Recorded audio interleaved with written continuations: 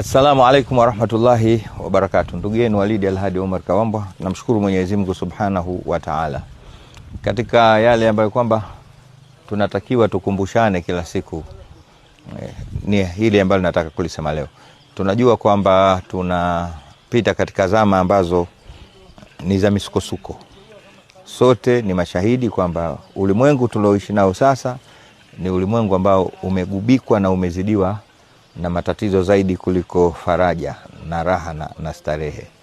Kwa hiyo ni kipindi ambacho tunatakiwa tuwe ni wenye kuzidisha sana kumuomba Mwenyezi Mungu Subhanahu wa Ta'ala ili atupitishe na atuvushe salama katika nyakati kama hizi. Leo nataka nikufundishe kitu cha msingi sana ambacho hicho ukidumu nacho kwa nyakati nitakazo kutajia, basi utaona unakaliwa mbali na kila aina ya uovu, uadui, husda.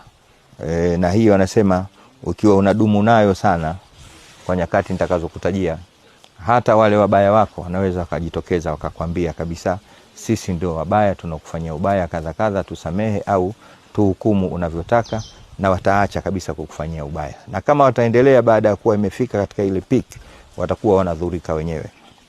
Amka baada ya swala alfajiri na ukamaliza nyiradi zako za kila siku, sema hasbunallahu wa ni'mal wakil mara 450.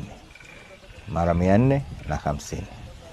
Na baada ya kusema hizo mara 450, mswalie Mtume sallallahu alaihi wasallam mara 100 kwa swigha hili. Sema Allahumma salli wa sallim ala sayyidina Muhammadin salatan takunu ala Allahi baban mashhuda wa anil a'da'i hijaban masduda wa ala alihi wa sahbihi ajma'in.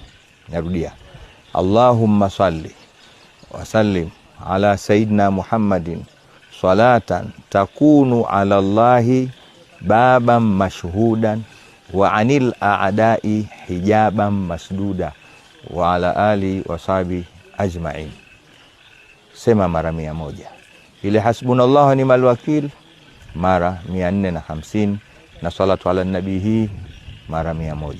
Rudia mara 2 asubuhi kwa wakati nilokutajia baada alfajiri, na magharibi utakapomaliza kuswali.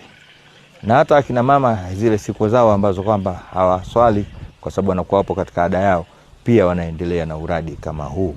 Wewe zichunge hizo nyakati mbili, maadui zako watakukalia mbali, mahasidi zako watakukalia mbali, na wale wote wanaokufanyia mtimanyongo katika maisha ya kila siku watakukalia mbali. Lakini kikubwa, uradi huu unafungua kwako rehema ya Allah.